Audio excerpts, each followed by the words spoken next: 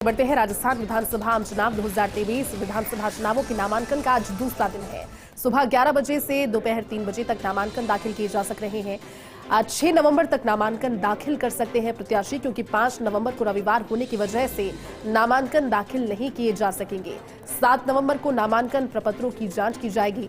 9 नवंबर को नामांकन वापस लेने की अंतिम तारीख, और पूरे प्रदेश में चूंकि एक ही चरण में 25 नवंबर को मतदान होना है, 25 नवंबर को सुबह 7 से शाम 6 बजे तक वोटिंग होगी।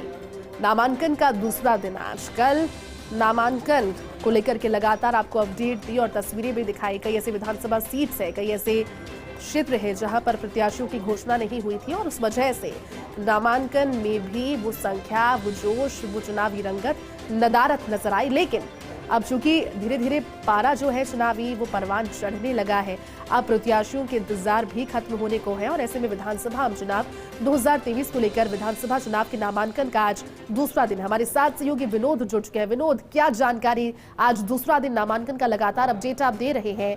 कल तो रिटर्निंग अधिकारी इंतजार करे थे, लेकिन आज कुछ हद तक इंतजार खत्म होता हुआ दिखा उनका।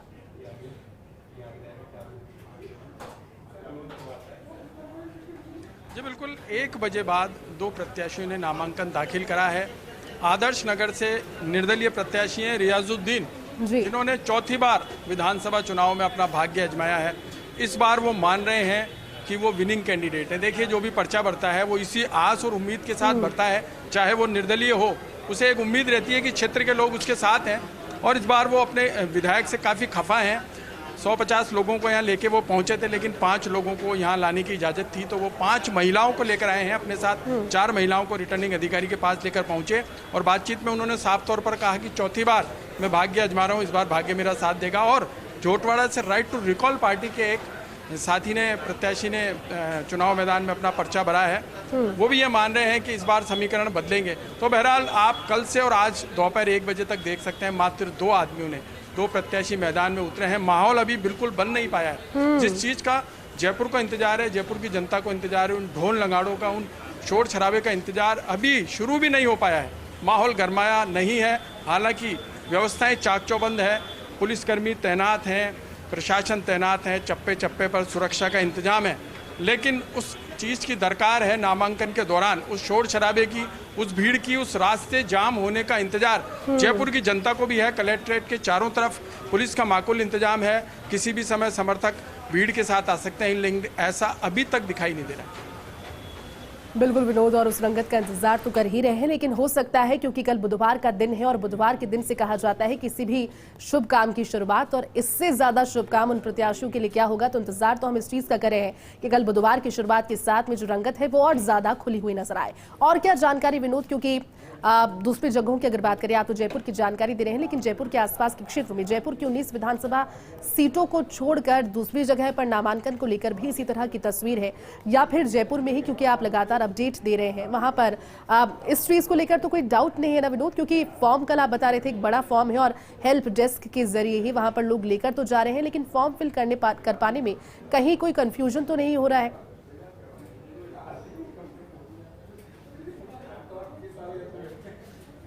मैं आपको बताऊं कि एक निर्दलीय प्रत्याशी अभी विद्याधर नगर में पहुंचे थे, और वो फॉर्म फिल करके लाए थे, लेकिन जैसे ही फॉर्म उन्होंने रिटर्निंग अधिकारी को दिया और वहां से जांच के लिए गया, तो काफ़ी सारी कमियां पाई गई।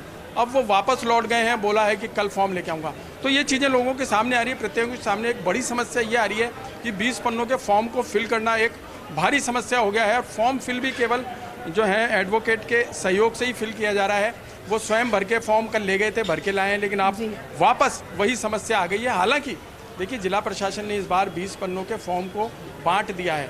करीब करीब 6 लोगों में उस फॉर्म को बांट दिया है कि 5 पॉइंट ये अधिकारी चेक करेंगे, 5 पॉइंट वो करेंगे, 3 पॉइंट ये करेंगे, ताकि एक अधिकारी पे बर्डन नहीं रहे कि 20 पन्नों का फॉर्म जांचना, उसे वेरीफाई करना, उसे ओके करना, और फिर रिटर्निंग अधिकारी को देना और वहाँ से वापस लेना बड़ी भारी प्रक्रिया है। तो जिला प्रशासन ने तो अपने स्तर पर पूरा काम किया है, लेकिन प्रत्याशी के लिए ये चीज़ भारी पड़ रही है।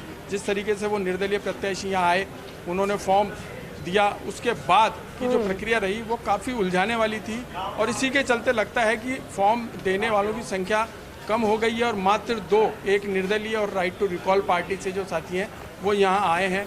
बताया ये भी जा रहा है कि कल विद्याधर नगर से दिया कुमारी और बगरू से जो हैं वर्मा अपना फॉर्म फिल करेंगे और गाजे बाजे के साथ आएंगे। बहरहाल 100 मीटर पर ही उनको रोक दिया जाएगा। जिस तरीके से सुबह 8:30 बजे दिया कुमारी निकलेंगी, एक बड़ी रैली के रूप में निकलेंगी और 11:30 बजे यहाँ पहुंचने का कार्यक्रम है। तो देखने वाली बात यह है कि अपने क्षेत्र में तो लाव लश्कर के साथ घूमेंगी, लेकिन यहाँ पर जिस तरीके से मात्र 3 वाहनों को आने की अनुमति है, 100 मीटर दूरी पर ही उनके समर्थकों को रोक दिया जाएगा। और देखने वाली बात कल ही रहेगी, श्री गणेश कल ही होगा।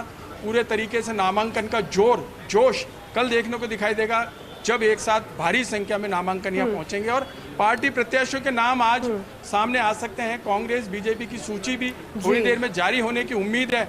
उसके बाद जयपुर की 8 विधानसभा यानी जयपुर जिले की 19 विधानसभा सीट पर जब सारे नाम आ जाएंगे, तब रंगत लगेगी कि अब नामांकन प्रक्रिया परवान पर चढ़ी है और नामांकन का दौर जोर पकड़ चुका है। जी बिल्कुल विनोद, ठीक कह रहे हैं आप और बहुत बहुत शुक्रिया आपका हमारे साथ जुड़ने के लिए, पूरी जानकारी साझा करने के लिए।